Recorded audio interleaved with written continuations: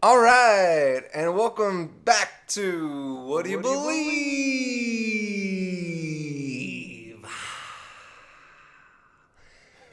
So today I got I don't have David today, so I got Adam Gropman. He's a good friend of mine. We work in the catering business, Yep. doing some serving the food and stuff like that. He's also a comedian and hilarious guy. Makes me giggle every time we work together. He's got shows in L.A. every now and then. Yeah. When's your next show, bro?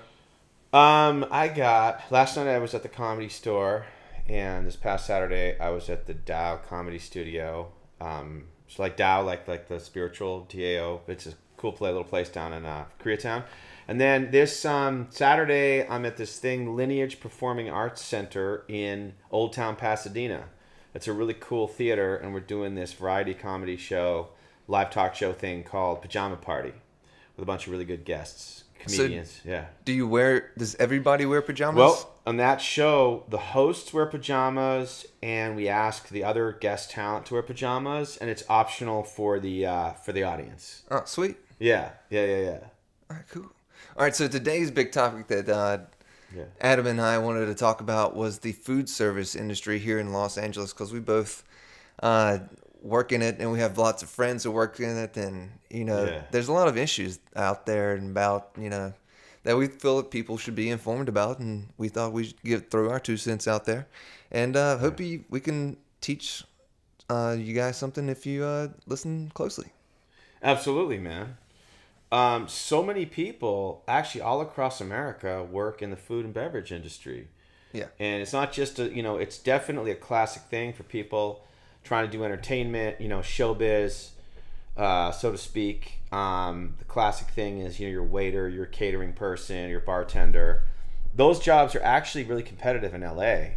In LA, to get a full-time or even a half-time waitering job at a good restaurant, a restaurant where people are cranking the tips, is, oftentimes that's like trying to get on a TV show, don't you think?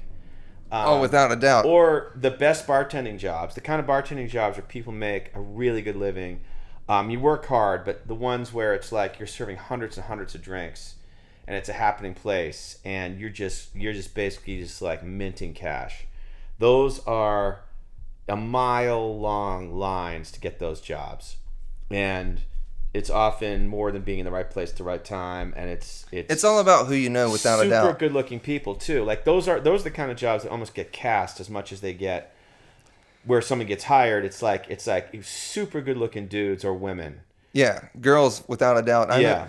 I have friends who have been bottle girls, and all they do is dress very provocatively. Yeah. And carry a bottle of whatever the people, either it's Grey Goose or champagne or whatever, to the table with sparklers, and they get not only a percentage of the sales of that bottle, but they get tipped on top of that. Yeah. So they're leaving like the club with like $400-$500 a night Yep. every night, bro. And it's like the amount of money like you can make in the industry here is absolutely staggering. That's like a it white really collar is. job. That is Yeah, yeah. actually like a good white collar job for sure. And the thing is, my buddy, do you know Bird's Bar down on Franklin? You know the cool little Franklin Village across from that huge Scientology kind of castle place? I know the area you're There's talking the about, without a Bourgeois doubt. Pig Cafe, a great old cafe. There's the UCB Theater. There's a few Yeah. restaurants.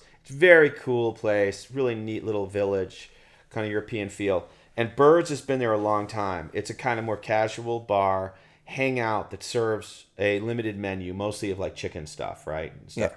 And my friend was a bartender there for 17 years, and it was like the golden goose, man. It was like 3 days a week, 3 nights a week he'd work, pretty much, 3 to 4. And he bought a house in North Hollywood that he still owns today. Wow. He used to have like a couple of cars. He was kind of like how you are about bicycles. Like he had I got a bunch of bikes. he had like an old Corvair he was always working on. He had his like regular car. He had like a truck. He's into guitars. He always had a few guitars. He always just had cash in his wallet. When I went out with him, and I couldn't, it was always just like, dude, I got this. He just had like a wallet for like 20s because he was just making like sweet cash every shift that he worked, hundreds and hundreds of dollars. Yeah.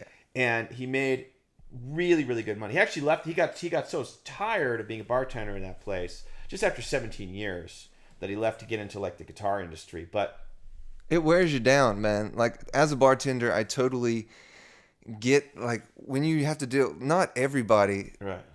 has manners, and like you deal when people get really drunk, they get like rude, and you have to just deal with it. You know, that's your part. Your part of your job is dealing with children. Like, and when people become like so inebriated, they're in like a 3-year-old state. Right, and here's the thing you can relate to because you've done a bunch of bartending, right? Oh yeah. Yeah, is my wife is a bartender. She's pretty much a career bartender. She's been at a big hotel for like 12 years, I think, in this job, full time, 5 days a week, and then she worked at some other establishments before that, right? So she says someday she loves getting the tips, and it really helps our family that she makes when she makes good tips. But someday she says, you know what? Today's a day I'd rather make 100 the easy way than 300 the hard way. Yeah. And sometimes it's just like that. It's the quality sometimes. Like, it feels good to get paid for your hard work, but some days it's just so unbelievably stressful versus a day where it's like, today was like kind of mellow, you know, and you make less. Every now and then, like, maybe you want that because you just burnt, right. You know. But the thing that's interesting to me, too, one of the things is, well, like the food and beverage industry can be fun. It's like, and you can work with fun people, but I think the flip side, too, is that it's an industry where grown-ups, like managers and supervisors, are allowed to act all different ways. Like, they can treat you like it's the playground. They could, dude. There's not even they don't even pretend. Boys and girls, they will literally call you boys and girls when there are people that are maybe 7 or 8 years older than the managers. And they're sitting there calling them boys and girls. Like, where I'm from, you just don't do that. I mean, in white-collar jobs...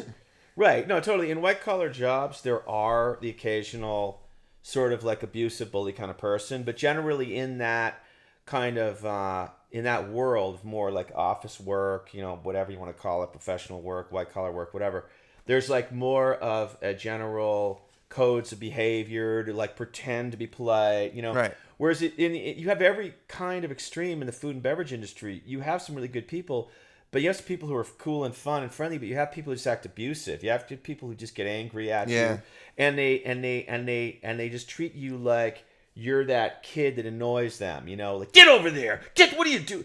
You know, and it's like, have you experienced that? Oh, without a doubt. Yeah. I've seen it 1,000 times, man. And it's a power trip for these folks. And it's like, they just, at some point in their life, they didn't feel as if they had enough control of their life. And they have a little bit of grasp, and they're like, oh, I want to make somebody else do something because when I was younger or when I was in this situation, somebody made me do something I didn't want to do, and blah, blah, blah. Like, I feel like there's like a resentment there some way. But what really kills me is that when we work these parties and these managers are wearing like they're wearing clothes as if they were a guest instead of like professional. Right. And it's like you are wearing clothes, acting as if you are a guest here when you're working the SOB. Right. You know what I mean? It's like you are living a delusion thinking that you're a guest when you're... That's really interesting because I think it's really interesting what people wear. And it's like, and I'm not like totally against or for, like, I think, I see what's cool about, like, first of all, when you work, I respect the fact that, like, we often wear either all black with a black tie, or we wear the white shirt and the all black. Like, you're working with like catering stuff. And I get that because I understand as like from the point of view of a guest and stuff, you just want to know who's on that service team.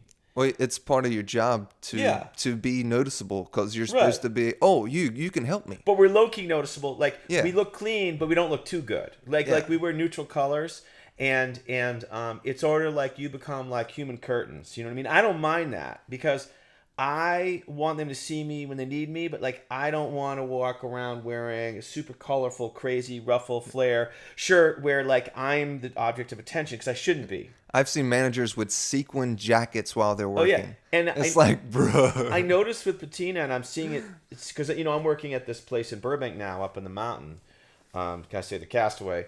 And it's like what it is like they have 4 function rooms. The restaurant's about to reopen. So basically, it's like working like kind of thing, except you go to the same place. Like you're working for one place, Right. all one built-in thing. So they have 4 function rooms up there in the mountain, and they have different events going on at the same time sometimes, right? And it's the same thing to some extent. The upper managers wear like their own suit, and I always thought it was interesting too. Like, oh, that level, next level up, they get to wear like a jacket or a vest or like their own colored suit, and I'm like, where do you get off wearing your own colored suit? How the hell? How can you wear a blue suit like that? To me, like that guy has so much power because he can like pick out like a different colored tie. Yeah. It's weird because we're really strict. Well, I mean, that is power. Like you being Yeah. able to choose whatever you want to wear, that's power. Yeah, You yeah. know, it's, In food and this beverage. represents me, not somebody else. Yeah, yeah. But the other thing that I think is interesting too, and David definitely knows this from my conversations with him, is to do the exact, basically same kind of a job of the equivalent difficulty. You can get paid so differently at different places around LA. Oh my gosh. Now I don't know yeah. if it's okay to say that you guys happen to be in an incredible situation Yes. with a union thing at a huge hotel. Yes. And it blows my mind how much it is compared to doing the same thing, because you have a great perspective on this. Would you say when you work at that place, does it feel about as difficult as working at the other place, Patina? Okay, I'll say this. When I work for, I definitely, it's easier. Okay. It's in some senses. Like when David and I have to work at the hotel that we work at, so you have to have every single time when we need to serve a ballroom. So you got like 300 tables, 10 people at each table, Sure. 3,000 people. You need to serve all them in 30 minutes. Yeah. Right? So you have to take 12 dinners on your shoulder and carry them over 2 football links and then drop it and then take all the dirty dishes on the tray and then bring them back. So Right. the physical labor, Stressful. like during those times when you're serving and stuff, is extremely a lot more. Right. It's a whole lot more than any kind of physical labor will ever make us do. Right. Okay. But on the flip side of that, there's so many other perks. Like they have a cafeteria we can eat at every time before we want to come into work or after we want to come into work or after we're done with our shift. You get a uniform that they wash for you and provide for you and don't make you pay for it. Yeah. So, which like I had to buy my shoes. Well, I had to buy my shirts and pants for every other place. Yeah. I didn't know that. Yeah. But they do have like scullery. Some events with they'll have scullery people where you have people helping cleaning Yeah. your plates. But this place, they always have Good help. scullery. Yeah. I mean, and for what we do, it's really amazing. They really have a strong team, and they like at the hotel. Right. But I feel like because they're able to keep the same people because of the union, and those same people work together. And we're able to build relationships with each other, Right. which makes a more effective team. Which makes because you get to know where things are, you get to get to know people by a first name basis, and it just makes a stronger team without a doubt. But when you have like, and it doesn't have the same people every time. Right. Like you have to teach people sometimes how to do things. Yeah. And you have to teach people to do this and teach people to do that. And not with just them, but with a whole bunch of other companies. There's turnover because like when Yeah. some time goes by and then I come back to Patina gig, it's like you sort of see like this new class like school class, you know what I mean? Like when you entered of people, and then you kind of like notice some people have dropped off, right? Which makes sense, with the nature of it, right? And it's like the other thing is like to me, life, quality of life, it's not only about money, but money is something that can make life easier, and also it's like we have to work to make money so we can pay our rent and our bills, and that affects our lives. And it's like when you guys work at the hotel, you make the equivalent of like, what would you say, 3 patina shifts at least? Well, I don't want to get too much into that, but it's like time traveling. Yeah, It's like I don't have to work as many days as I would if I was working a regular catering shift. But I mean, right when I moved here, things are even worse than that. Like right when I moved here, I was working for a company called Party Staff, and they were only paying me $11 an hour, and I was working way harder than any time in my life. I feel like I like threw away my youth working for this company, because they would pay me $11 an hour. Like, we work at this one hotel. We had to clear all the pool furniture, stick it all in this like tiny room, set up the event, work the event, break down the event, then move the furniture back. So we were doing houseman work, right. Stuff, and we were actually saving that hotel money Oh, yeah. by doing the work for them, and there's since I've been working so much, I noticed like all the little corners that businesses use to cut to keep money. Oh, yeah. And to like, Can I ask you a question? Do you think, because this really, like, lately I've been thinking about this, knowing how much it's possible, and I know it's extreme, it's a lot, on the upper end. It sounds like there's huge clients at the hotel you work at the union job, right? But knowing how much they're able to pay you, okay, for a shift, do you feel like places, whether it's patina or party staff or other hotels that pay banquet people $20 an hour and they tell you don't expect tips, right? Do you think there's more money that these workers could be getting at those other places, and the company would still do great? They do fine. I think. All right, so I think the majority of companies. So you're thinking that if regular catering companies paid just as much as the union paid, that they would still do just as good. I'm not even saying as much. I'm saying split the difference. Even half, yeah. I'm saying $10 an hour more. I'm just saying a bit more. I'm not even saying as much. Let's say your situation there is like the most extreme, but let's just even say more. Yeah, I got you. Yeah. Well, through working in catering, I've noticed that most companies, doesn't matter who you're working with. Let's say they're charging, or they're paying you $20 an hour. Yeah. Well, 99.9% of the time, they're charging the client $40 an hour for you to work. Right. Right? Right. And then on top of that, 99.9% of the companies have a 20% service fee. And they call it a service fee because if it's a service fee, they don't have to give the money to the workers. Yeah. If it's a gratuity. But most clients, when they see service fee, they're like, oh, that must go to the... Yeah. And that's why most of the time we don't get tips. It's a cheat. Because they feel like we're already getting tipped, but they have no idea. They're like, oh my God, I can't believe these people are making $40 an hour plus tips. Right. And it's like they think we're getting that It's money. It's a legal cheat. And let me ask you this. It's totally legal. It's legal. It's legal, but it's ethically it's ethically questionable. Well, it's all about educating yourself, and if you know this is going on, and you're willing to still do it, then it's all your right to do that. I know. But the fact is that people don't know that it's going on. Right. But whether they know or not, they're still agreeing to work at that price. No, I know. And you're right. That's what the companies say. Because every individual feels like an individual. The clients don't know where, and that's where the deception comes out. You're right. Because it's their stuff it's not illegal according to our current laws. I get that, but it is morally. Would you feel good if someone brought it up at a dinner in front of your family? You know what I mean? And like your old friends, like, hey, your company, Joe, like your company pays this set, and there's a thing called a service charge, and every client thinks it's going to your actual waiters, but it doesn't. How do you feel about that? I think he'd be like, well, come on, let's not talk about that. Really. Yeah, right, exactly. Well, come on. It's like, you're right. I'll talk about it any day. Yeah. The thing is this. That's why the thing about the unions organize people who are so unorganized, because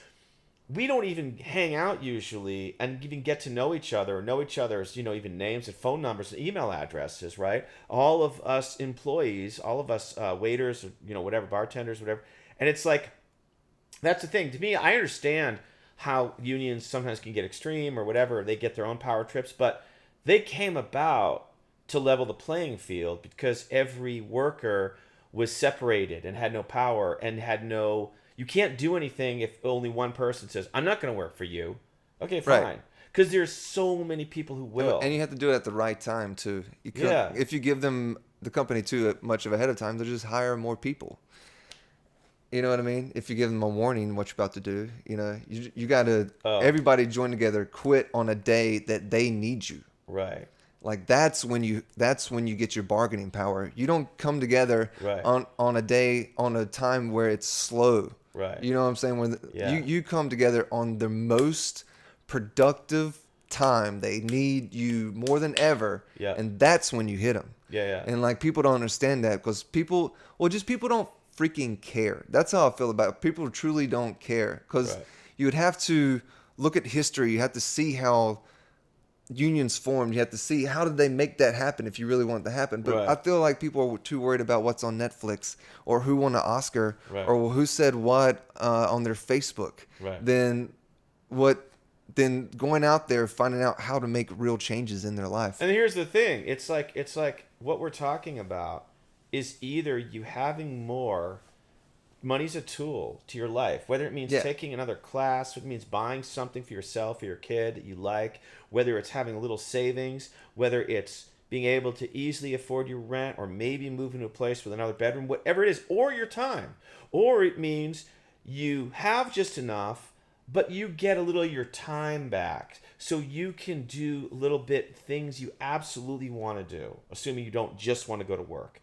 And it's like that's why it's important. And the thing is you're right. I mean, where I'm working now, which is exactly it's exactly rates. So I feel very mixed about it, right? But Right. right now I have a pretty good work ethic. I'm just trying to make sure, just earning while working on my creative stuff, right? Where I earn with my best kind of skills, my own creative skills, and I get some stuff like that. But I have a foundation of earning, and I have a wife and a child. We have a child's about to turn 4. So that motivates me. You know, my wife has a regular job. And it's like I had an employee, a younger guy, actor type guy, up where I'm working now, and he said to me, "Well, I like the hourly wage and stuff that we have. It's I feel like it's better than some of these other like these real waiter jobs people have at restaurants because you don't know how much you're gonna make in tips, like, and you get like a really low." I'm like, dude, listen, can I just tell you if you don't know this how it really works? If you work at any decent or good restaurant, like in any normal city, they make a lot of money.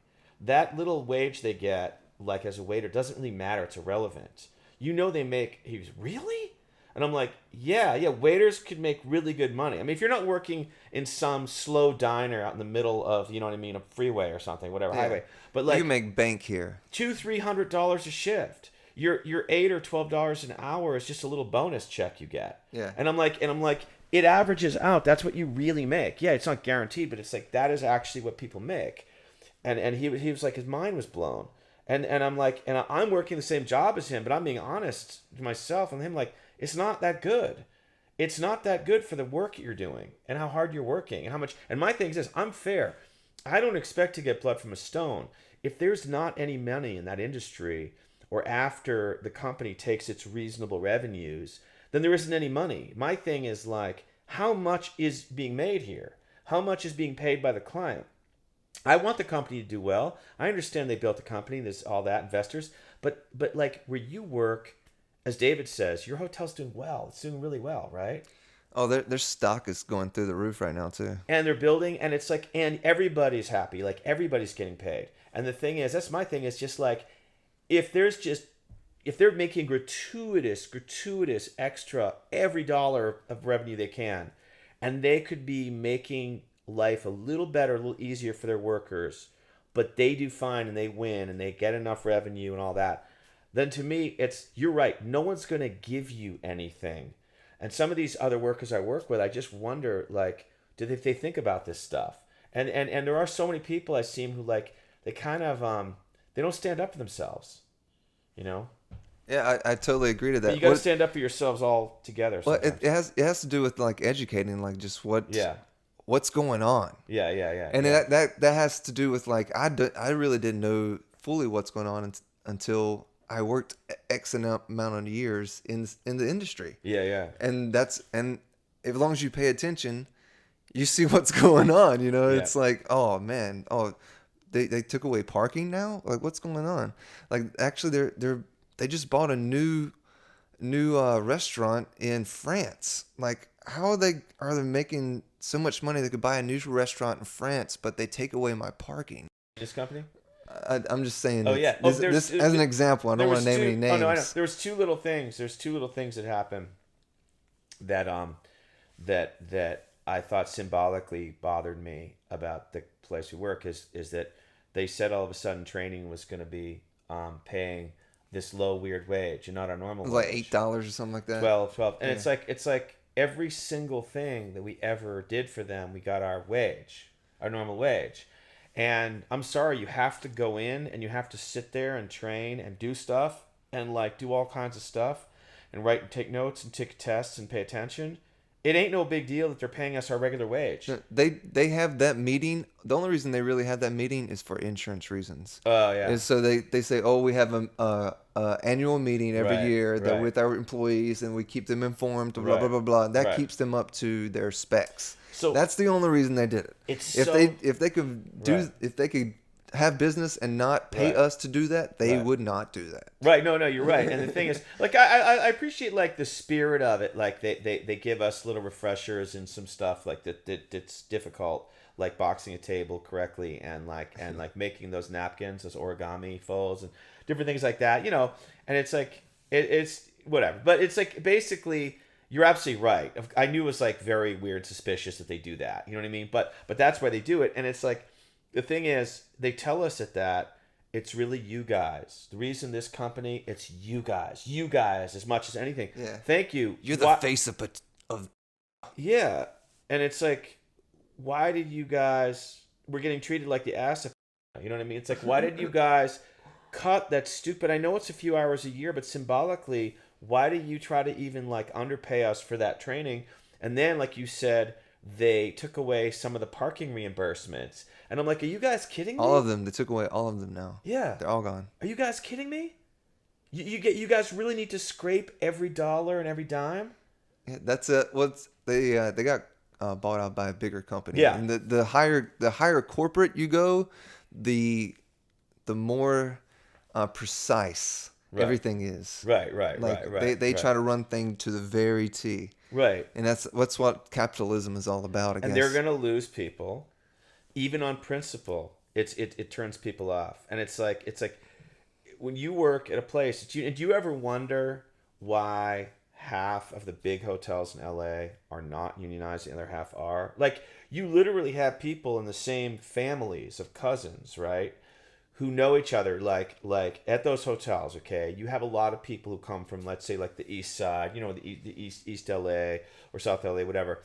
And like, back in their neighborhoods, this guy who works in a non-union hotel has a cousin or a guy 2 doors down he knows who works in a union hotel, right? Who's getting a lot more and being treated better in a lot of ways because you have more job protections and stuff, right? Yeah. And it's like, I want to wonder, like, do these guys ever think, hey, wait a minute. Hey, he gets that. I want that. I'm going to start talking about getting our place to unionize, you know? There are like so there are coworkers I have that work with other hotels that aren't unionized and are in the process of getting unionized right now. And that it's crazy how much of a process it is, because you have to deal with when people get hired. Like, some people might lose money because the union comes there, and those people are going to fight as much as they can to keep that union from coming. It's all about money. Like, that's what's really. Who loses? I'm just curious how that works. Like who would lose? Well, it all depends. Like, if they might have a seniority list, and maybe somebody higher in the seniority is not a good worker. Yeah. You know, and that happened. That's one of the things that I don't like about unions to a certain extent. It's like you get people who become so complacent and they don't work hard because they know they can make an exorbitant amount of money. They know they have a whole bunch of rights, right? And that they have a huge union with a lot of lawyers that they'll go fight with them. All they have to do is say harassment or discrimination. Say one word. I get you. All you have to do is say one word. And then it's like, oh, no. Oh, we're not going to mess with you. And these people, they get so much power. And when that power, there's no responsibility with it. Right. You know what I mean? And then that's where the distortment of the good of union becomes like, oh no, you're actually creating a bad environment. And I totally understand that. That's the corruption. That's when the sort of like the organization is started as a response to a lot of really bad oppressive stuff becomes it's too arrogant. You know what I mean? And it becomes its own power base. Yeah. And it has its own corruptions and stuff like that. one thing is that even in completely non-unionized situations or environments, that thing about saying about stopping the company from doing anything to you, of saying harassment or discrimination, that can happen outside of the union thing anyway. Anybody can do that, because Right. at my wife's non-union hotel anyway, her boss, like a guy who's a director. Director's really high up. There's only a handful of directors in a hotel. They're like each one has a huge department, like food and beverage or purchasing or rooms or whatever. And like this director there who did unbelievable, just questionable, shady stuff, corrupt stuff. When they were going to get rid of him, he apparently was going to claim age discrimination. But it's so arbitrary because he did the things he did or didn't do. It's like, dude, you can't just hide behind the fact that you're in your late 60s. You're a vital guy running around doing your job, never complaining about that. You know what I mean? It's sort of like, what about all the things he did or didn't do? The immoral things? Is that what you're saying? Yeah, like immoral choices? He did stuff that straight up was like, not only would get you fired instantaneously, but might actually be worse than that. Just straight up stuff on paper. Like arrested, go to jail? Possibly, yeah. And I don't want to say too, but yeah. And the thing is that let alone just stuff where we say that's incompetence or that's, whatever you want to call it. You know what I mean? That's like it's a bad job performance, but stuff that actually goes beyond that. Stuff that, like, if you were caught as a bartender, understandably, taking home a bottle of something, wouldn't that be like, you might be gone? Oh, totally. I mean, I've actually seen $10, I've actually seen managers or have managers tell me to grab a bottle of something and set it aside for them. Right. Like on multiple occasions through the many years that I've worked. Yeah. Like, and these are people that are like up there. Right. You know what I'm saying? Like, and it's crazy because people. It all depends on who you're working with. See, that to me... It all depends on who you're working with, bro. Morally, that's so small potatoes. That's almost silly. Like, just taking a bottle. I was using that as an example. Yeah. This guy was doing something at a higher level, more sophisticated, more embezzle-y kind of stuff. And also conflicts about his own other business, selling product to events at the hotel, bringing himself in as a vendor, which is like... That's genius. Wrong on actually multiple levels. But yeah, totally, man. It's creative. I mean, it's bad. Oh, yeah. Creative. Yeah. Something like be good, cool in a movie script or something. Yeah, exactly. Totally. And but the thing is that like the one thing that happens sometimes, but I think this is totally cool, is at the end of the occasional catering event where they say, does anyone want to take home a bottle of wine or something? Yeah, we get that sometimes. Yeah. And I'm like, that's obviously, managers are giving us bottles of wine. So, I mean, I guess it's just extra, whatever. But like, yeah, no, I don't know, man. It's just interesting to me. Like, I think you don't need unions in industries or companies or whatever where people get paid a decent wage that feels fair and the treatment feels fair. Well, all right. So, and that's a good point. So this is where that comes into, and it comes down to the amount of people that are here to work, like really, right? Because this is where, like, let's say I wanted to start a union at company B. All right. Well, company B pays us $20 an hour, right? Well, company B next year they want their margins to go up, so the next, when people start falling off, when they start hiring people, they'll hire them at $16 an hour instead of $20 an hour. That's right? Very real. Right? What you just said. Yeah, and that's definitely, like, what it's doing. Also, is it's diluting the idea of service, like the quality of service. Right. Because you got people making 2 or 3 different different payments for the exact same, like working side by side on the exact same job. Dude. And there actually is no whatsoever seniority. It's all about when you... It's so unfair. And I'm one of the people like you who came in at the highest possible one. So we're grandfathered in. I think you did, right? You came in... Oh, yeah. I was here a long time ago. You were a long time at the company that, that we've Company done a lot B. of catering for. It could be any company. Company P. Yeah. Or any company like that. B. And what's amazing, Company B, I know. What's amazing is that as real prices in LA for everything have pretty much only gone up, and as real estate is famously gone up. Rents, oh my God, man. Yeah. You know, like what's going on out there with rents. They lowered their prices. Sorry, their rates. It was $2 and then another $2. So some people were in that in between, right? And I felt so. They're not even keeping it the same. They're lowering it as it's more expensive to live in LA. And then I say to myself, well, what's going on? Is their company going down the drain? Are they like losing tons? Are they barely holding on? Like, and those are the questions. It's like, yes, their spreadsheets aren't necessarily my business, but they kind of should be our business to some extent if it's like that's what they're offering to pay. Now, it's a free market. We're not forced to work there. It's not slave labor. But that's where, even if you didn't have a union, I wondered, you ever wonder, like, if you get almost everyone's email on their whole list of people, right? They're on call. And you emailed everyone, guys, you want to make more? This is how much you're getting. This is how the company's doing. This is how much people have been offered since I started, lower. And I feel bad for them because they should get what I get. And the party staff people who work with us who get half of what we get, working with us, doing the same thing. And it's so exploitative. And it's like, I get it. People move here, and it's like maybe and they need that money. They need their money, but they're making so little. Yeah. And it's like this. But anyway, I always wonder if you emailed everyone and said, guys, just have the fortitude to stay home for blah, blah, blah. Just stay home for the next thing.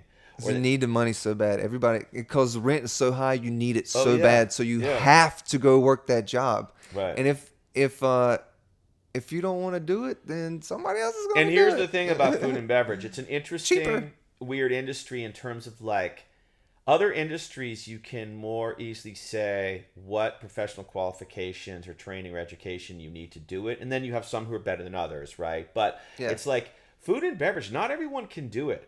They just can't do it. Theoretically, you don't need anything on paper to do it, but there's a lot of people who don't have the constitution. And there's people who are really good at food and beverage. Yes. And it's a combination of skills and also work hard. Like, I'm not great at like folding origami napkins or carrying 8 dishes at a time, but I am willing to hustle. Like, I'm willing to just keep running back or whatever and like just try. I'm like one of those basketball players that like, I'm not the fastest. My knees are a little creaky, but I can move around on the court my own way. You know what I mean? I try to play a smart game. Right. So I'm willing to work, and I'm willing to do a little bit of everything decently and be like a hustle player, try to play smart. And I like getting stuff done, and I like covering other people's tables, whatever. Some people are amazing at this, some people are amazing at that. But it actually is a job where the amount that you work, the things you have to do, and the kind of personality to be pretty good at it, a lot of people can't do it, but they hire you, sometimes pay you like you're digging ditches. Like anybody in the world can do it. But they know that not everyone in the world's good at it. Right. I know exactly what you're saying. Yeah. It's like, oh my God, how hard is it to put a plate in front of somebody and align the forks? I'm like, actually, if you can't pay attention for 5 seconds, like most people can't, it's actually pretty hard. Yeah. And it is crazy. I always used to say that we were monks. Yeah. Because there's these monks in Tibet or something like that. They make these beautiful like sand murals. Yeah. And it's totally like just mandalas. Just drop sand and then make these like very colorful murals, and then at the very end, just blow it all away. And that's how we're like monks who make this very beautiful artwork on all these tables, and these people come in and they trash it. That's absolutely right. There's nothing memorable, and I love that. Yeah. I feel like there's I want to do work where it's more memorable. Like I have something to show for it. Right. Like that, I don't think there's anything wrong with serving food and stuff. I've been doing it my whole life. Right. But I'm a creator. Like I want to create videos and podcasts and all this kind of stuff. It's like at the end of the night, it's like we clean up and then the room looks exactly like you left it. You know, you have nothing to show for it. And it's a process. It kills you. Doing events like that is a process and it's a service. But like you said, you're never creating a thing because you're creating an environment for a certain amount of time. You're sending a lot of guests out there into the world who've like had a nice experience, right? But like the whole idea of us is that we're absolutely nameless and faceless, as opposed to if they go see a movie or if they say that artist, that writer, whatever, Fred, whatever, Jones. But with us, we're nameless and faceless helpers. And I always think about when I'm doing it, am I somehow getting or building something that will help me with my creative, arts or performing? Or am I learning something? Am I using some muscle that I could somehow bring over to my...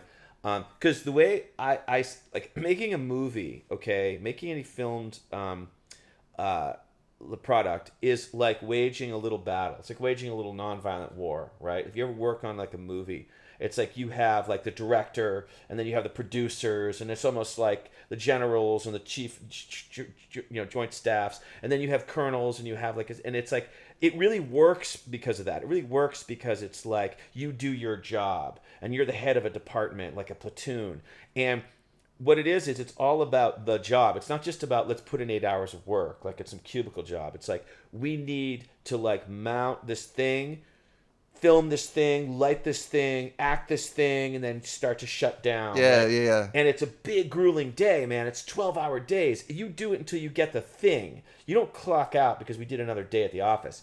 And putting on a big event, a catering event, when you get there, don't you feel like we're starting a battle? Yeah, it is going to war. And then I get all my artillery ready, got my beers lined up, my glasses lined up. Half an hour, you get those entrees out there, you get that salad, you get that dessert, and something spilled. Send out the drink trays. And then it starts to wind down.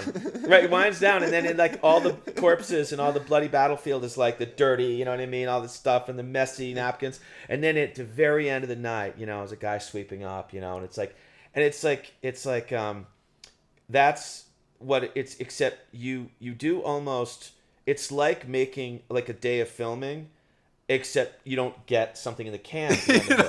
You don't say it. You don't get to point at it and say, I helped make that. You get paid. It's like there's this one day, like back in April, we did this thing. You ever feel like, though, on a tough job, like a formal job, like you ever out there and you say, wow, I know how to do this. Like I actually can do this. Because I think, like, before I started, I remember when I first was like, okay, I'll jump into that catering thing that everybody talks about. You hear about, like, it's a cool thing to do to earn money, full of entertainment people, LA. But I thought, I went to this place on Melrose. Oh, my God. Dude, it's crazy. It's like a place, I don't even know what they are. I've never heard of it since, right? There's so much catering in LA, right? You know how many places so much. there are? Yeah. There's in-house things, and then there's so many little companies and stuff that just go to different, places. But one of the first things, and I was so nervous, man. It was like I was like getting into flying a rocket ship or something. I really was like, I don't know much. And I go to this place, you go upstairs on the second floor right in the Melrose Strip, and they're willing to like process potentially new people. It was some little ad somewhere, right? They had me take a test sitting in this waiting room, multiple pages, where they were like, which of the 3 forks would you use in the Belgian setup, but only on... I'm like, what? That's crazy. And they were like, how many different things? Like, please, like, outline the exact French chateau settings for the, you know what I mean, the evening banquet style. That's crazy. And there was all these questions like that. And I called or texted my wife while I was taking this test. And I realize now how much that's not even the right company that you even want to go to or start with. Because like you learn stuff, but it's much more about you being willing to just work. Right. And anyway, so my first thing, like when I got introduced to catering, I thought it was incredibly technical, and I was going to get busted. Like, dude, that's not the right knife. That's not the right fork. That's not the right fold. You don't put that there. Yeah. You know what I mean? And like, it's like, just find a clean one. Right. So in reality, like you learn though as you go. You learn as you go, and then you look back and you say, I kind of learned a bunch of stuff. Like when the new guy shows up, who's really doesn't know anything, you can like, oh, then the fork goes here and the thing, and don't, blah, blah. And like, I still get people to help me. If they're doing one of those crazy origami folds, you don't need everybody doing that. Right. I just let other people do that, and I'll put them on the table. You know what I mean? But you feel like you have learned some skills. Like in Europe, servers, waiters is like this lifelong, incredibly respected profession. Right. And they're really good at it. And a lot of Americans are really good at it. But it's like what we do is a really honorable, when you're doing food and beverage, it's a very honorable career in a way. A career, I hate to use that word. It's a very honorable thing to do to earn money. Well, I mean, it can be a career, and I think there's a lot of honor. There's honorable in a career. It is a career. I mean, what I was gonna say something you were saying about folding things or The new guy. Oh yeah. Yeah. Learning while you're there. Yeah. I totally feel 110% confident that I can start my own catering company right now and Yeah. run it better than like 90% of the people that are doing the shit here. Yeah. Without a doubt. Just because like you do it long enough, you pay attention, you'll learn. Yeah. Like it's so easy. You're right. And you can see everybody, all the good things that people do and all the bad things that do, and you can cherry pick all the good things that you should do and stay away from all that stupid stuff. No, you're absolutely right. And what I love about it is it is a job that it's not about some fancy college degree. I went to some good college, but it doesn't mean anything. And it's almost never meant anything, almost any job I've ever had. And I'm the first to say that. You know what I mean? It's like I know what you mean. Common sense and street smarts and hard work make people good. They make people good servers and good managers. And that's a lot of life. And there's a little bit of math, but not that much. And also like I don't envy what captains or managers have to do. Sometimes I feel like I could think like that, but see, I'm just not hyper motivated, right? I just want to be like a good server, but it's like I don't have the ambition to like ever get a lot more responsibility. Sometimes I feel like I could chime in here with a little bit more of a supervisory mindset, but a lot of the time though, those people like when a crisis happens, when those crisis moments when a event starts to go like, oh man, you could see the legs wobbling. There's not enough of this. There's not enough of that. They're complaining about this. We're behind on that. And it's like, you ever think about that's when the captain, like, that's when it's like, he's got to be a hero. He's got to make decisions that are like, those are tough decisions, don't you think?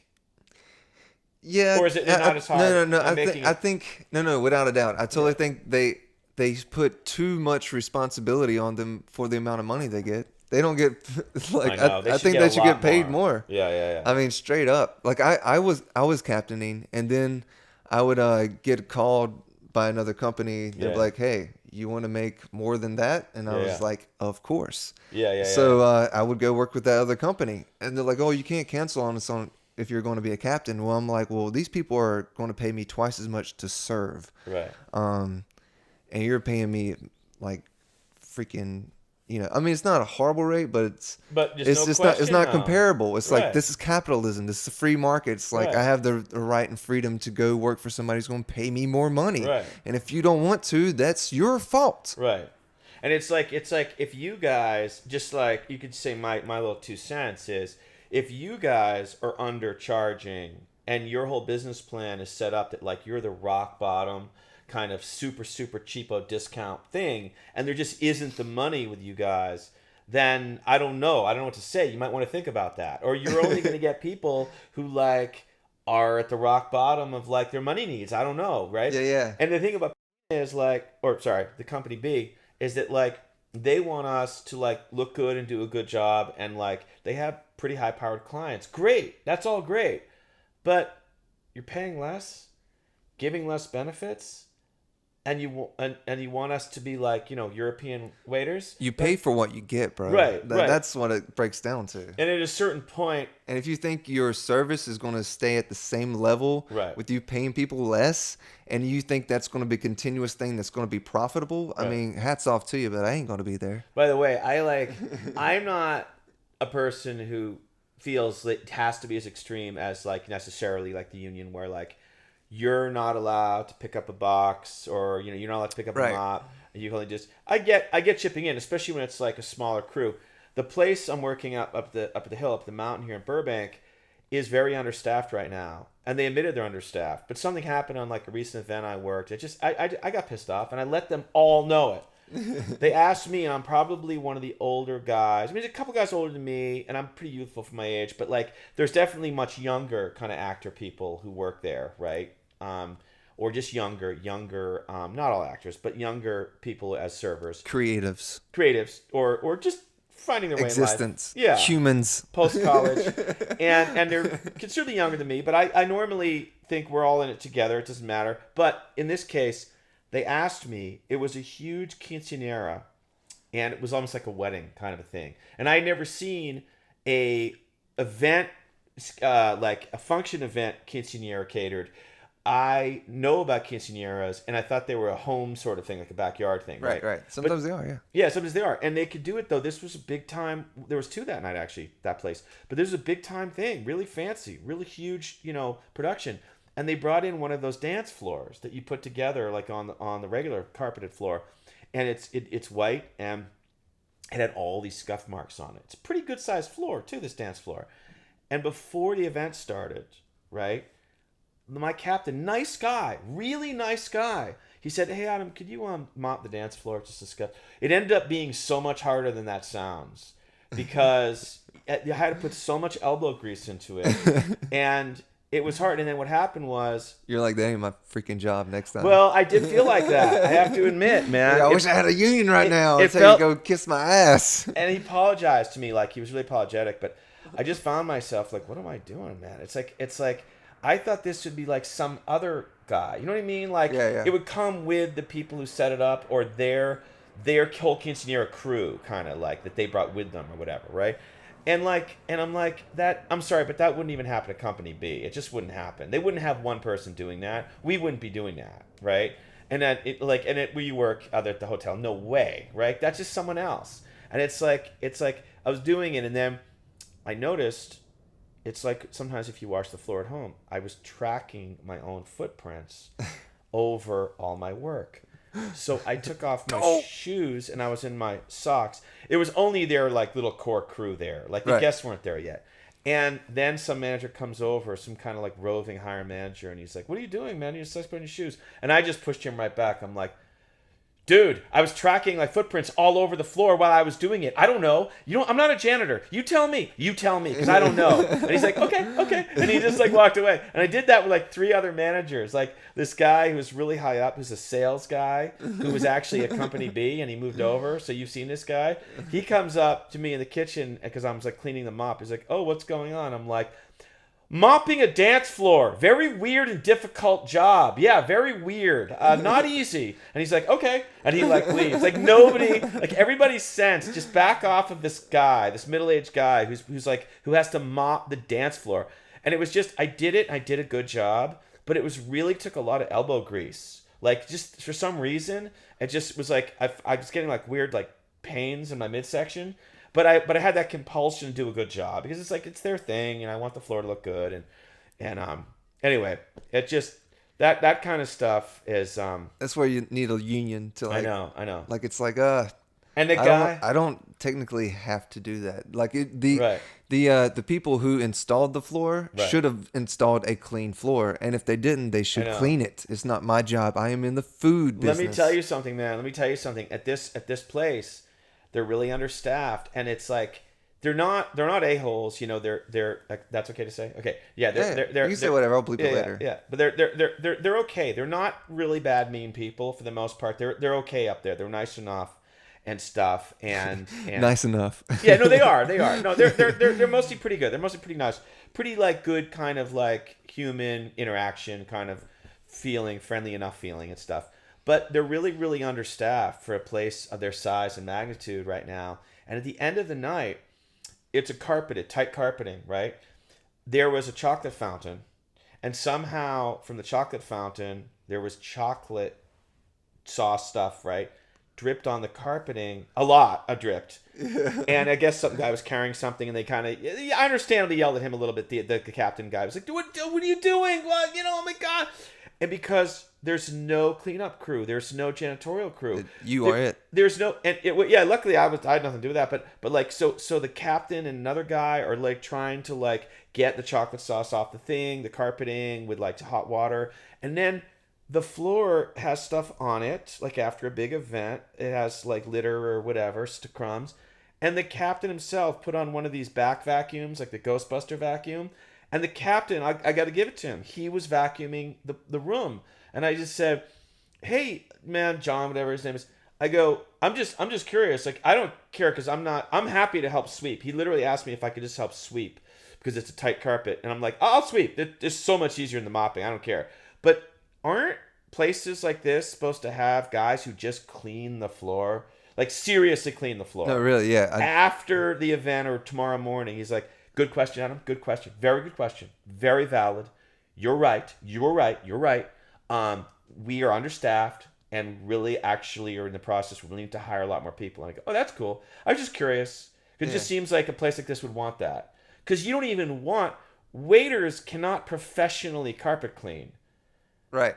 And whatever, so I'm definitely a believer to some extent in having like some job delineations. Yeah, I feel you on that. Yeah. Because it creates a specialization as well. So you do that job very well. Yeah. You know? And also, like, you know that, like, those events where at the end there's big stages that were set up and stuff, and guys come in and they're like those roadie guys and they move huge tables. It's like, that's the kind of stuff that, like, yeah, we'll move some little tables, fine, but there's a limit to what waiters do. Yeah. That's why unions are pretty cool sometimes. Yeah. One thing that I've noticed since I've been here though is like the amount, well, just the difference of people's attitudes and who they are. Yeah. And my idea is like, oh, if somebody's really wealthy, they probably have really good manners, right? Right. Like that's just the way I thought. Oh yeah. And I was working this one gig. It was for a children's video game, right? Yeah. And I was making root beer floats. So that was just my job. Kids come up, make them root beer float. And this dude came up with this kid. And he's like, "Yeah, can I get one of those?" So I made one, and I handed it to the dude. And then he starts eating it, and he looks down at his son, and he goes, "You want one?"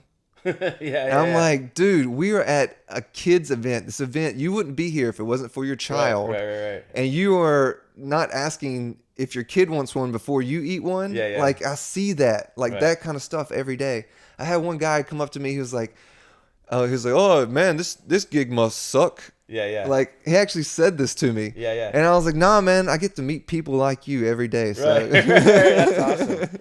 No, I know, man. I know. I mean, I just you really get all kinds of clients and guests, and you get such nice people and great people, and you get people who just are rude completely unnecessarily or arrogant, you know what I mean? And it's like sometimes it's the worst part of the showbiz type of people, but sometimes it's people who aren't even showbiz, you know what I mean? And we see it, when you work banquet type events, you see all the people who are really nice, and those people who, like, they already come in wanting to call a service person on the carpet. And it's like, I'm pretty nice when I'm a customer at places. Right. And I feel like I might understand it even if I hadn't worked in this field. But like, cause it's like, what kind of like, how can you not realize what those jobs are like? Like, it's not. No one should be like, oh, waiters. Oh my God, they have it. Those guys and like airline pilots. You know what I mean? Like that's the coolest job in the world. Like, yeah, it's okay, but it's like you are on your feet and you are helping people, and stuff comes up all the time. And it's like I'm like so rarely get miffed at waiters. Like, I understand if they're busy, if they're late, thing takes a little time. It has to be a really huge screw up for me to like even get an attitude. And you're probably like that too, where I'm like, oh no, it's cool, no. Yeah. I mean, in my earlier days, I was like, "Are you really retarded?" And then I realized a lot of people are retarded. So I'm calm now. Right. It's like since I've been in LA, I would be so mad when I would drive around when I had a car 4.5 years later. And then one day it clicked. I was like, man, these people, they're driving, like most of them are driving like they're like 14-year-old children. Right. And then I'm like, well, most of them, they probably act like 14-year-old children, so they're probably 14-year-old children. So I should just expect them to be 14-year-old children. And when you expect it to be crappy, it's not so bad. You're like, yeah. It's like getting pricked by a needle, Right, totally. Well, actually, I think that's the opposite. Where are you from originally? North Carolina. Oh, okay. Yeah. Are you from the Triangle? Are you from... No, I'm from more of the coast. Oh, okay. I was raised in a place called Sandy Bottom. Okay. And my parents live in a place called Greenville now. Oh, Greenville, North Carolina? Yep. Or South Carolina? North Carolina. Yep, there are two. I went to ECU in Greenville. Okay. Yep, for theater. Okay. Cool. I just been to North Carolina once. It's beautiful, man. No, it seems nice, yeah. I'm going back at the end of this year, like, to stay. Oh, really? for good. Oh my You heard it. In case you didn't know, Are you gonna be back in the area where your parents are, or you grew up, or? I'll be close. I'll be like 2 hours or 2.5 hours away from them, but it's a lot more than an 8 hour Oh, plane ride or 5 hour do you like straight. Charlotte? Charlotte's cool. Yeah, I yeah. mean, it's super Property. industrialized, I guess Right, now right, because of right. well, not industry, but they got buildings and they got them big tall buildings and stuff. Do you like the Triangle area? I mean, yeah, Yeah, yeah. it's. I mean, I Or love. Asheville? Oh, I love Are Asheville. you near? Are you? Oh no, wait. So is Greenville? Where's that? It's Inland? close. No, to the coast. Coast. Okay. Yeah, okay, my okay. my buddy lives in Asheville. Yeah. He's like a parkour kind of guy. It's Alan Smith. Okay. His birthday's on March the 3rd. Just happy birthday, Alan. Dang. I just remembered. Happy I need to birthday. call him. Yeah. Alan. But yeah. I'm That's going to go cool, back. man. I'm going to produce my own stuff. That's awesome. And yeah. Well, Make it North happen. Carolina has a bit of a scene. I mean, right? There's like kind of like. Well, they did for a little bit. Oh yeah. They had tax incentives, and then they got rid of the tax Oh incentives. yeah, the government But there. but now they're coming back. Come the tax, back, yeah. I think this is the first year of the tax And- incentives. How long you been in LA? This at the end of this year will be 8 years. Have you had any kind of neat sort of acting things, opportunities, or? Oh, so my first year was awesome. My first Yeah. year, I booked a national commercial with Infinity Cars. Yeah. They it was crazy, man. Like I had to do like a story of it. Like I've been blessed by God. Let me just say that. Like He's put me in the right spots at the right time, meeting the right people with the right heart. Like Yeah. no doubt in my mind He exists, without a doubt. Right. Totally. But I was doing real good my first year, and then I lost focus without a doubt, because mainly once you start doing all these auditions and you start spending these monies on classes, spending money on headshots, Yeah. you go into a bunch of auditions that like you don't know if you're going to get, and even if you get them, you don't know like if the person's going to pull it off, that you're actually going to want the footage, because I mean, Yeah. for you to get on a big budget, you either have to know somebody or have a lot of experience. Right. And when I moved here, I didn't have that much experience. Yeah. So or at least for on film, like I had more theater stuff. So it's a damn catch-22 where you have to have all this stuff, but to have that stuff, you must produce that stuff. But there's no Right. way of producing if you don't have it. Right. So like I They want started. to see an IMDb, Yes. right, to sort of even get in the door for major stuff, and it's just like, well, no, I mean, try me and let's help build my IMDb. Yeah, well, there's so many people that Yeah. have that state of mind that try me. Yeah. But they want people that's already been trying without them having that. Exactly. Which I totally get, but I didn't do. I wasn't in the film. I was more in the theater. Yeah.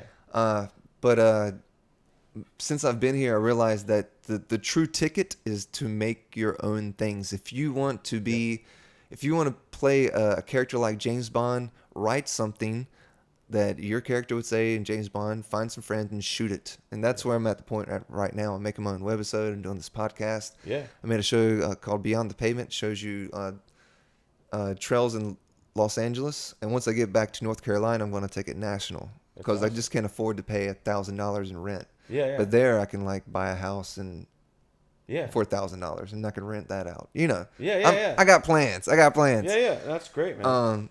But without coming here, I wouldn't have known. Right. And I feel like moving here is taken. I've learned so much. Yeah.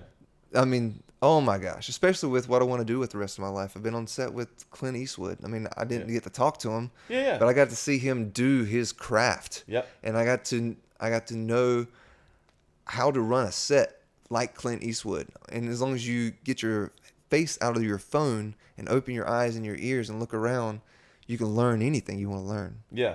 Especially when it comes to that kind of stuff. Maybe the technicalities, if you want to learn how to run a camera, you got to buy a camera to learn. But I mean, you know. When I moved to LA, I came down from San Francisco 20 years ago. I really honestly didn't even know. I didn't even know what part of like entertainment. I just wanted to kind of do something in entertainment. You know what I mean? Just find my best skills and stuff.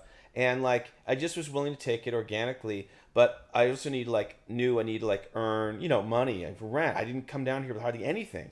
And I just had a situation I could move into a roommate situation in the Fairfax district, right? And That's where I landed first. That's funny. Yeah, that was a good first area, and basically tried and eventually got a little bit of work as a PA on commercials. I knew a PA was a good general all-purpose thing where like the easiest because I like anybody can be a PA, right? Right. It's like being a waiter, sort of. Right? Worse treatment though. Actually, it's worse. There's some better PAs than others, without a doubt. Oh yeah, totally. But it's like the lowest chess piece, right? Yeah. So anybody can be theoretically crafted as opposed to like a higher up position in the crew where you have more expertise, theoretically. So like yeah, there's definitely some good PAs, but I basically like the commercials was an area that was maybe a little easier. So I just sent out so many resumes and letters to like commercial production companies. Ended up getting a little bit of traction with a couple, so I did some PA work and stuff. And some of it was very bad, abusive treatment, crazy, but some of them were okay. But it was what I looked at it was like I'm earning $175 for a 12 to plus hour day. Insane, crazy to have you all. You can't do anything else. Right. 5:30 in the morning until there was no 8 hour nothing on the ones I worked on. But it was interesting, a lot of snacks and food, meals, whatever. But I was absorbing like I'm on a set and I'm watching because a commercial is just a tiny little film. Right. And so I say same idea. Yeah, without a doubt. Yeah. I just look at it like I'm just gonna try to absorb how basically things are made and how it fits together. Yeah. You can learn a lot. Yeah. Learn so much. Hey, we're over an hour right now. Yeah. You want to jump on we can wrap it up. Well, Yeah. I want to jump on the Facebook for like Yeah. 5 minutes. Cool. To say, hey, Yeah. everybody. Yeah. And then we'll go back. Hey, if you listen so far, thanks so much. We're going to jump on the Facebook. I'm going to redo what do you believe thing, just so you know. Oh yeah. Cool. And yeah, hang in there. As I set it up, we're going live very soon. Very, very, very soon. Here we go. Going live. All right,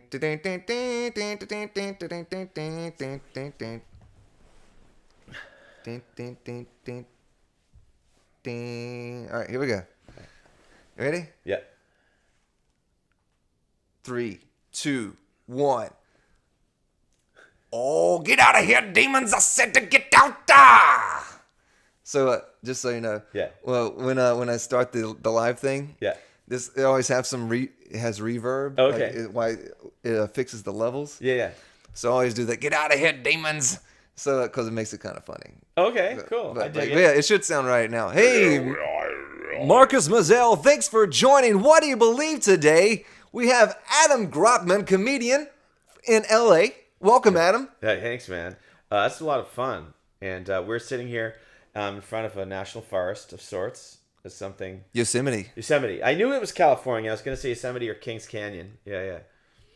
Yeah. So Adam and I talked a lot about the service and food and service industry today. Yeah. I know a lot of my friends that I have made in Los Angeles. Probably 100% of them work in the food and, and beverage service. Hey, Marcus. Hey, Kyle. Hey. Marcus. And we also talked a little about our journeys here to LA, but mostly about food and beverage. And wherever you live, people watching, you know people who work in restaurants or you go to restaurants. Yeah. And it's a job that goes back to like Roman times, right? There's always somebody or beyond. There's somebody serving food for somebody or making a drink. Yeah. It's a primal thing. If somebody's somebody's too lazy to pour their own drink, there will be somebody there to pour it for them. That's right. It might be Kyle. It could be this guy. That's right. Yeah. As long as you're paying me. Hey, Ronaldo. Hey, Ronaldo. Welcome, Ronaldo. Yeah. That was a great conversation, though, man. Yeah. That was really fun. We had a lot of good points. We got any good jokes? Got any good jokes? Duck walks into a pharmacy. Uh-huh. Puts some chapstick on the counter and says, "Put that on my bill." That's like a jokey joke. That is good. Not what I do in my stand-up, you know what I mean? But like more of like an old school joke. Like guy says to another guy, "My dog has no nose. How does he smell?" "Awful." You've heard that? You've heard that? Yeah, I heard that before. That's an old one. Yeah. What did the one saggy boob say to the other saggy boob? Tell me. Man, we got to get a bra or somebody's going to think that we're nuts. I'll use that next time. I need an old school joke. I stole it from somebody else. Yeah. Of course. But one thing I wanted to talk about that we didn't touch about is social media and dating. Yeah. I know it might be a little bit like a long thing, but a lot of people say, "Oh, I think social media is killing dating," but I think it's doing it a great service because you can exactly see exactly what the person is into. Oh, absolutely. Or if they're crazy. Like if a girl has nothing but selfie pictures, she's probably into herself. Right, totally. You know? Totally. So, or people who like only have cartoon characters and weird creepy images on not one of themselves on their Facebook. To me, like, what's up with that? You know what I mean? That's not enough narcissism. That's like, oh, I want to actually see you show who you are a little bit, because I don't want to interact with a human being that literally won't show their face. Because I'll show my face, you'll show your face, right? On Facebook. It's like, what is this? But I did a lot of internet dating, which is different from social media, right? Right. But I did it in the pre-Tinder ages, where it was like regular dating websites. So if you wanted like sex hookups, you had to be like use psychological tricks, you know what I mean? A lot of upsells, a lot of bait and switch, you know what I mean? A lot of just sort of a little bit fake, you know what I mean? Like, hi, yeah, I really like to get together. But now it's so blatant, you know what I mean? Yeah. Stuff like Tinder and all that. But even Facebook, I have to say, like I'm a married guy, I've been with my wife, even considering like before marriage and now after marriage, like 8 years, right? But I totally remember all my single years and all that. And it's like in the Facebook era, I feel like Facebook alone helps connect people on the positive side, that like whether it's you and a dateable person, a woman, whatever, right, who happen to just sort of click. She likes a joke of yours, likes a thing. Hey, how you doing? Blah, blah, blah.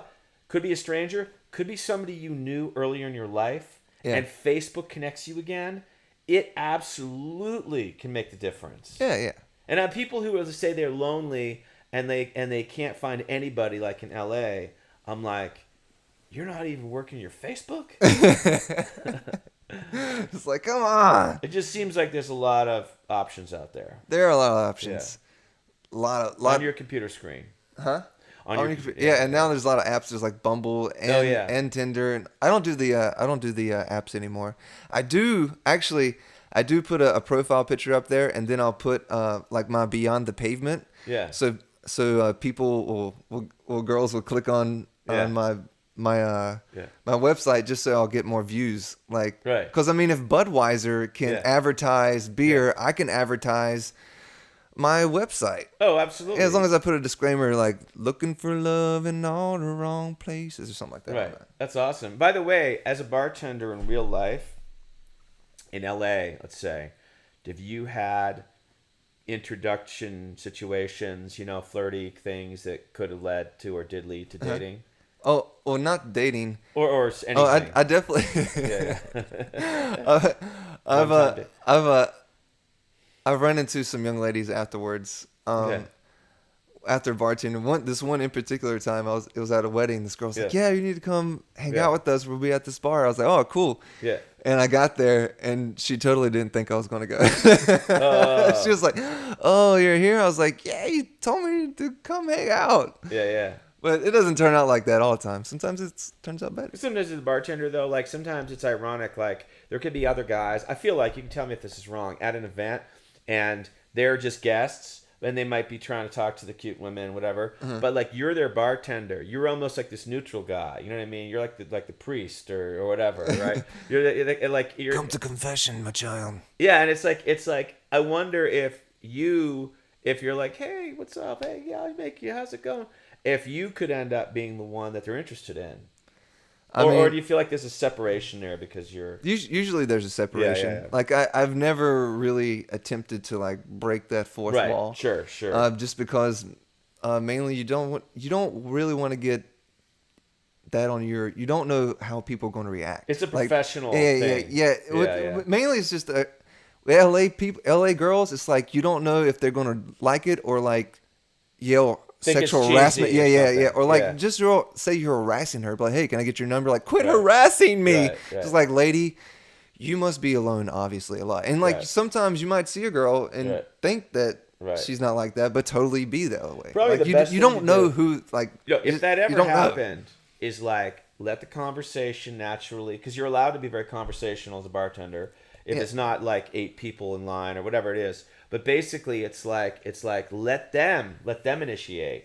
Yeah, yeah. Or you could be like, oh yeah, I happen to work out at that gym, or you know what I mean? I hang out at that coffee place, whatever, or something like that. Just where maybe they could find you, but like, yeah, I know what you're saying. Like asking for a number, like probably no way. My usually go to is they after I finish making the drink, I stick my finger in it. I'm like, yeah, it's gonna be real good now.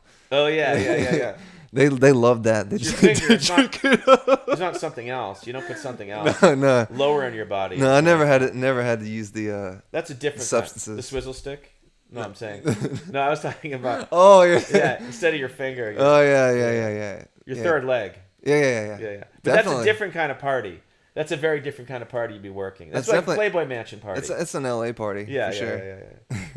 The Hustler store. Oh, we got Enrique. What's up? Cassie. Hey, Joseph. Trisha. Yeah. Hey, well, thanks everybody for joining in. Yeah, you guys are awesome. Yeah, and we hope you enjoyed this little taste of the podcast. Make sure you check later on this evening. I'll have the full podcast posted below, and I hope you have a great day. Anything else? No, you can check out. I do stand up around LA and stuff. Adam Gropman. It's easy to find because Do you have a website or something? Name. Yeah, I have an adamgropman.com, and I Do you have also, an Instagram?